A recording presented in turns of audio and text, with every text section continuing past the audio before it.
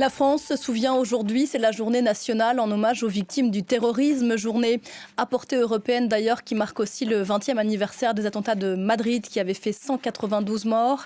Le Premier ministre Gabriel Attal est à Arras depuis plusieurs heures, c'est dans le nord, 5 mois après l'attaque terroriste qui a coûté la vie à Dominique Bernard, professeur de lettres. Son meurtrier avait dit agir au nom du groupe État islamique. Bonjour Arthur Desnouveaux. Bonjour. Bienvenue sur ce plateau, merci d'être là. Rescapé du Bataclan, vous êtes le président de l'association de victimes, d'une des associations de victimes du 13 novembre 2015 qui s'appelle Life for Paris.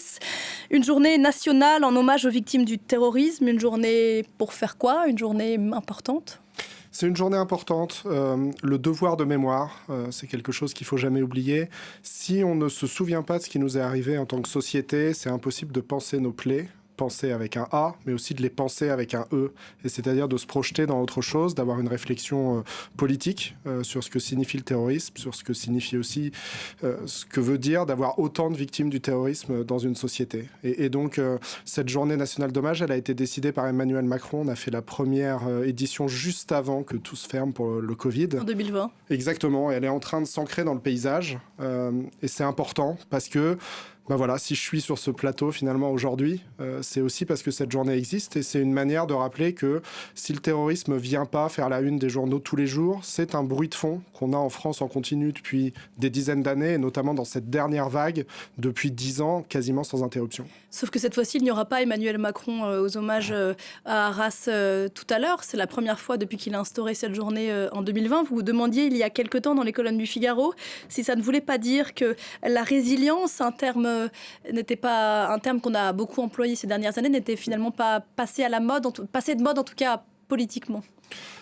C'est la question que je me pose. Je sais que le président Emmanuel Macron, encore une fois, a fait beaucoup de choses sur le sujet. Il a été très présent, mais toujours avec ce discours de résilience qui finalement cadrait assez bien avec le narratif qu'il avait pour notre société, notamment dans la pandémie, de dire on a cette capacité en nous, nous Français, vous victimes, de rebondir. On a cette capacité de rattraper et de renouer le fil du passé. Alors la première chose, c'est que moi, je ne suis pas complètement convaincu que dans le cas des victimes de terrorisme, ce soit vrai. Et justement, être victime et réussir à s'en sortir, c'est quelque part accepter qu'on ne renouera pas avec sa vie d'avant. Ça, c'est la première chose sur la résilience en elle-même. Mais surtout, je vois bien dans le discours présidentiel que la résilience est un peu passée de mode. On est plutôt passé à la résistance, on est passé à l'action sur l'Ukraine. Et il y a toujours un peu cette crainte pour nous, les victimes du terrorisme, d'être laissés de côté. Et tant que le narratif nous incluait naturellement, on sentait bien qu'on avait des choses à faire valoir. On a le sentiment d'être passé de mode et on a aussi le sentiment d'être inaudible. Et ça, c'est une des vraies questions parce qu'on n'a pas tout résolu et on voulait bien nous entendre tant qu'on était dans des procès à raconter nos douleurs. Quand on fait des propositions qui sont un peu plus constructives pour l'avenir, on n'a juste pas de réponse en face. Vous en faites des propositions, on va y revenir. Avant d'aller plus loin, j'aimerais bien qu'on définisse ensemble ce que c'est qu'une victime du terrorisme. Il y a les personnes qui ont été tuées, les personnes qui ont été blessées physiquiquement, psychologiquement. Et il y a aussi les victimes collatérales du terrorisme, les proches de ceux qui ont été blessés. C'est quoi aujourd'hui une victime? Elles ont un statut juridique, un statut défini par l'État, mais en fait, il y a énormément C'est très intéressant comme question parce que est-ce qu'il y a vraiment un statut défini par l'État? Je vais vous répondre que non.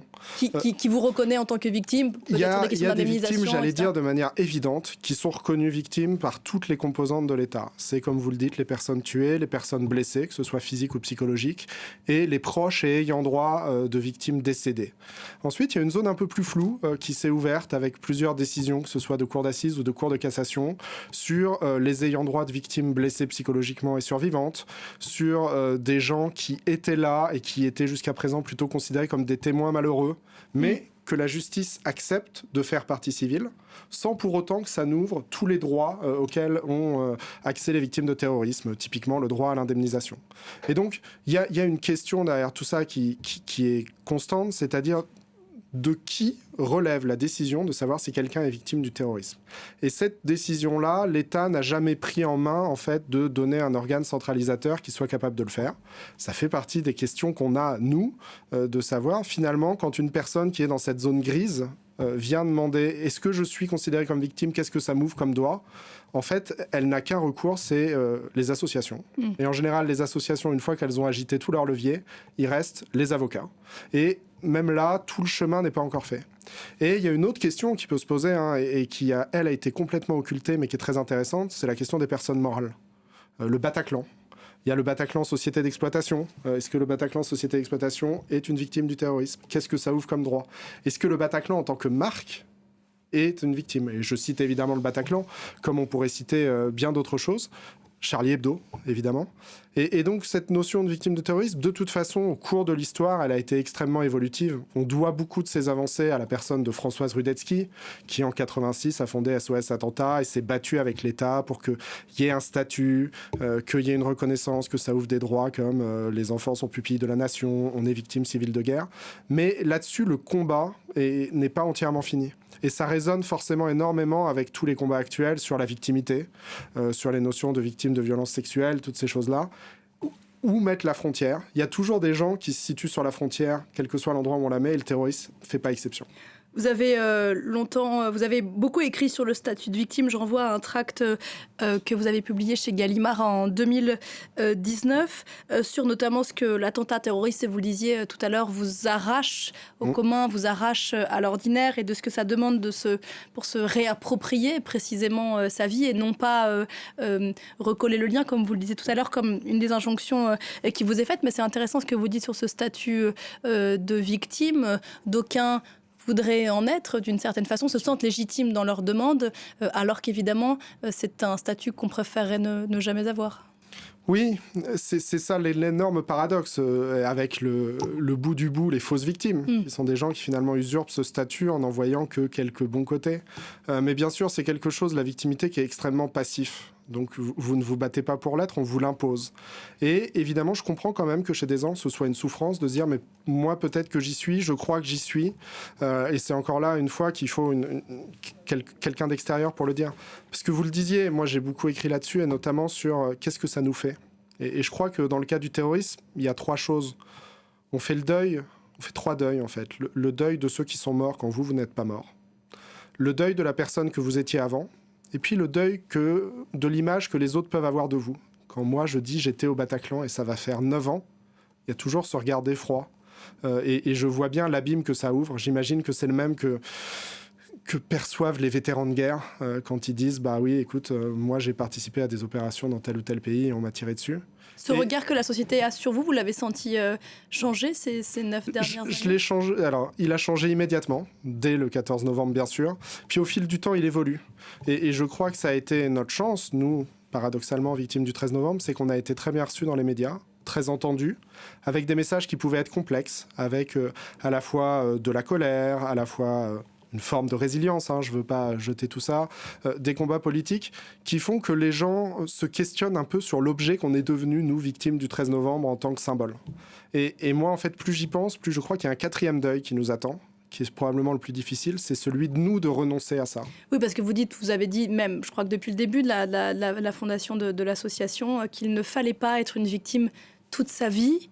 Qu'est-ce que ça veut dire ? Vous serez toujours celui qui a été au Bataclan ce soir-là. Comment on n'est plus une victime toute sa vie ? L'objectif, c'est ça. C'est de ne pas être une victime toute sa vie. Je crois qu'on peut être et avoir été. Et que donc, à un moment, je pourrais dire, oui, j'ai été victime de ça, et puis maintenant, c'est digéré. Et encore une fois, ça veut juste dire que j'ai changé, que ça fait partie de ma construction, probablement de celle de mon histoire familiale, mais que pour autant, c'est pas un point qui me définit au jour d'aujourd'hui. Et ça, vous allez le retrouver dans toutes les victimes de grands traumatismes. Si vous prenez, alors c'est des exemples fabuleux, je n'arrive pas au quart de leur cheville, mais une Simone Veil, évidemment les camps. Évidemment, ça participe à sa construction. Mais ensuite, elle le transcende. Et ça, c'est quelqu'un qui le fait de manière sublime. Et puis, il y a des gens qui aussi sont sortis de là et ont repris une vie tout à fait banale et normale. Et donc, je crois qu'il faut se fixer cet objectif sans que ce soit une injonction, de se dire, cette partie-là, cet événement qu'on m'a imposé, je dois l'accepter dans ma construction. Je ne dois pas en faire un critère de définition. Vous dites souvent que ce que veulent les terroristes en s'attaquant, comme ils l'ont fait au Bataclan en novembre 2015, c'est défaire le lien social. Et ce faisant, en créant des associations de victimes, vous avez refait le lien que d'aucuns auraient voulu tuer, littéralement, ou défaire. Votre association, vous voulez la dissoudre l'année prochaine pour les 10 ans des attentats. Est-ce que ce n'est pas une petite communauté, là encore, qui se dissolvera ? Oui, moi, ma vision est qu'évidemment, le terrorisme, il tente de faire la guerre de tous contre tous, la vraie guerre de la civilité, la guerre qui attaque notre société. Et nous, en faisant une association qui a commencé vraiment comme un espace de parole, on refait notre communauté à nous. Mais le but dans tout ça, c'est pas d'être capable, nous, de prouver qu'on arrive à refaire une communauté, c'est de se redissoudre finalement dans la communauté nationale. Et pour ça, il y a tout un tas de jalons. On a commencé par parler de la mémoire, on a un peu évoqué la justice, mais au fin du fin, d'un point de vue politique, dans le sens vie de la cité, l'idée, c'est de réessaimer. Ça ne veut pas dire que nous, on va arrêter d'avoir des liens privilégiés, parce que forcément, on a un vécu commun très important, mais c'est quand même l'idée fondamentale que si on se laisse à part, et ben finalement, on ne guérira pas autant qu'on pourrait espérer guérir. Vous parliez des injonctions tout à l'heure, injonctions à la résilience. Est-ce qu'il y a une injonction faite aux victimes du terrorisme d'être en communion avec toutes les autres victimes de toutes les autres formes de terrorisme? On voit les images d'Arras derrière vous. Je le dis, c'est une journée européenne, en fait. C'est une journée de mémoire européenne. C'est les 20 ans des attentats de Madrid.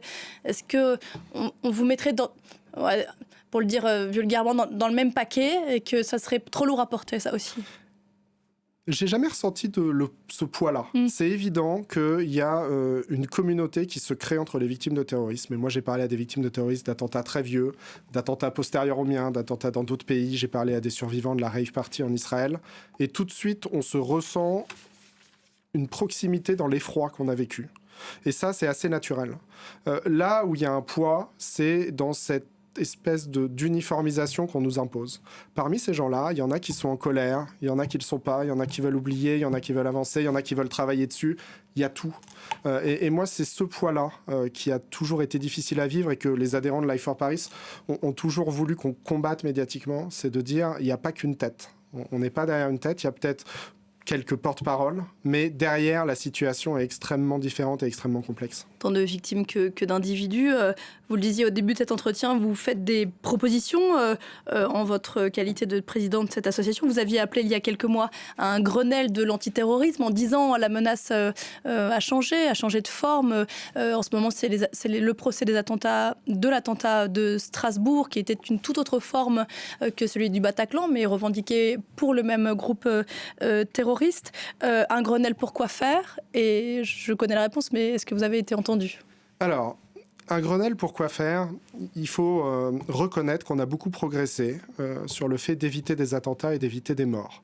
Il y a vraiment eu tout un travail administratif sur les services de renseignement, les services de police, les services de justice, pour réussir à empêcher, quasiment juste avant la commission, ou du moins limiter les effets, et ensuite passer dans un processus judiciaire. Ça ne répond pas à deux questions fondamentales. La première, c'est finalement pourquoi est-ce que autant de jeunes français, européens, sont séduits par une idéologie qui, à un moment, a quand même réussi à leur dire « Sortez de votre canapé, vous qui n'êtes jamais sortis de chez vous, prenez un billet d'avion pour la Turquie, franchissez la frontière, prenez les armes et allez vous faire tuer au nom d'une idéologie. » Il y a quelque chose là-dedans d'extrêmement fort dont on ne comprend pas tous les ressorts. Et moi, qui ai été assis dans la même salle que Salah Abdeslam pendant 10 mois, j'ai pas entendu comment il a basculé. Et l'autre chose, c'est évidemment la sortie de prison. Comment est-ce qu'on va faire pour réintégrer les gens qui sortent de prison? On en reparlera. Merci beaucoup Arthur Desnouveau d'être venu sur le plateau de Parlons-en. À suivre donc cette cérémonie d'hommage national aux victimes du terrorisme. On se retrouve tout à l'heure.